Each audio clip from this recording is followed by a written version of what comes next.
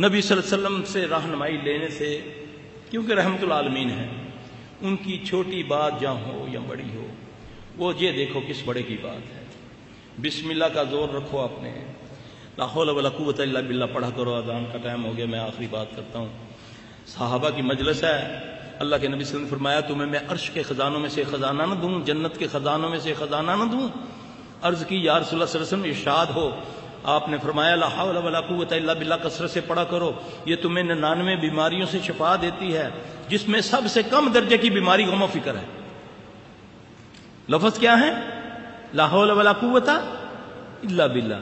شیطان ملعون کو پتا ہے کہ یہ کتنی قوت والا لفظ ہے، اس خبیث نے اس لفظ کو ڈی ویلیو کر دیا، اس کو بھانڈوں مراسیوں کے منہ میں ایز اے جوک، اس کو گانوں میں استعمال کیا جاتا ہے، اس کو لطیفوں میں استعمال کیا جاتا ہے تاکہ اس کی ویلیو، اور بتانے والے کون؟